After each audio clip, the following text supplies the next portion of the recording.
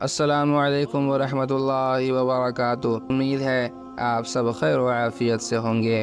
آج کے موضوع ہے حضرت بلال رضی اللہ تعالیٰ عنہ کا ایمان لانا۔ بسم اللہ الرحمن الرحیم۔ حضرت بلال امیہ بن خلف جمحی کے تھے۔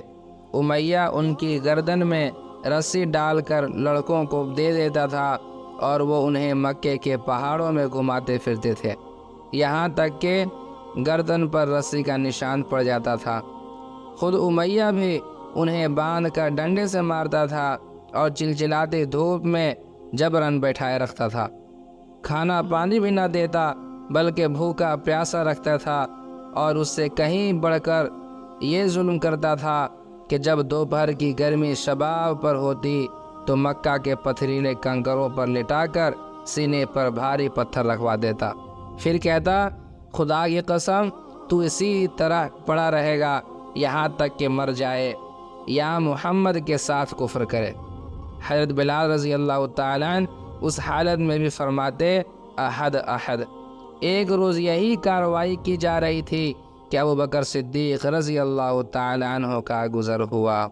انہوں نے حضرت بلال رضی اللہ تعالیٰ عنہ کو ایک کالے غلام کے بدلے، اور کہا جاتا ہے کہ 200 درہم 735 گرام چاندی یا 280 درہم 1 کلو سے زائد چاندی کے بدلے خرید کر آزاد کر دیا۔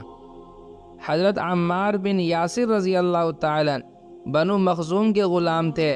انہوں نے اور ان کے والدین نے اسلام قبول کیا تو ان پر قیامت ٹوٹ پڑی۔ مشرکین جن میں ابو جہل آگے آگے تھا، سخت دھوپ کے وقت انہیں پتھریلی زمین پر لے جا کر اس کی تپش سے سزا دیتے۔ ایک بار انہیں اسی طرح سزا دی جا رہی تھی کہ نبی کریم صلی اللہ علیہ وسلم کا گزر ہوا۔ آپ صلی اللہ علیہ وسلم نے فرمایا آل یاسر صبر کرنا، تمہارا ٹھکانہ جنت ہے۔ آخرکار یاسر ظلم کی تاب نہ لا کر وفات پا گئے، اور سمیہ رضی اللہ تعالیٰ عنہ جو حضرت عمار رضی اللہ تعالیٰ عنہ کی والدہ تھیں، ان کی شرمگاہ میں ابو جہل نے نیزہ مارا اور وہ دم توڑ گئیں۔ یہ اسلام کی پہلی شہیدہ ہے۔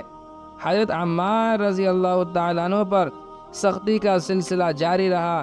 انہیں کبھی دھوپ میں تپایا جاتا تو کبھی ان کے سینے پر سرخ پتھر رکھ دیا جاتا اور کبھی پانی میں ڈبویا جاتا۔ ان سے مشرکین کہتے تھے کہ جب تک تم محمد کو گالی نہ دو گے یا لات و عزیٰ کے بارے میں کلمہ خیر نہ کہو گے، ہم تمہیں چھوڑ نہیں سکتے۔ حضرت عمار رضی اللہ تعالیٰ عنہ نے مجبوراً ان کی بات مان لی۔ پھر نبی صلی اللہ علیہ وسلم کے پاس روتے اور معذرت کرتے ہوئے تشریف لائے۔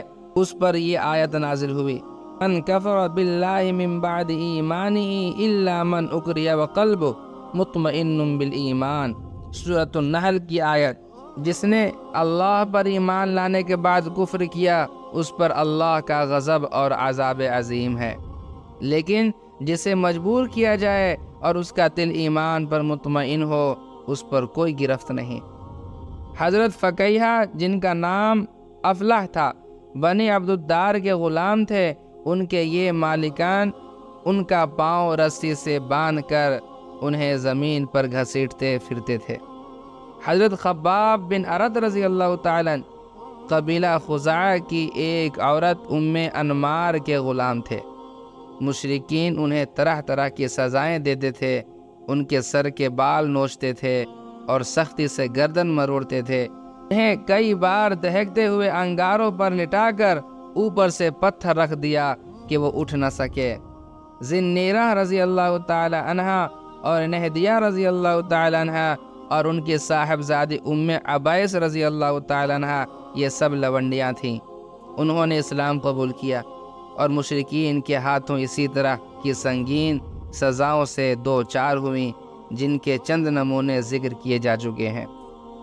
قبیلہ بنو عدی کے ایک خانوادے بنو موئل کی ایک لونڈی مسلمان ہوئی تو انہیں حضرت عمر بن خطاب جو بنی عدی سے تعلق رکھتے تھے اور ابھی مسلمان نہیں ہوئے تھے، اس قدر مارتے تھے کہ مارتے مارتے خود تھک جاتے تھے اور کہتے تھے کہ میں نے تجھے کسی مروت کی وجہ سے نہیں بلکہ محض تھک جانے کی وجہ سے چھوڑا ہے۔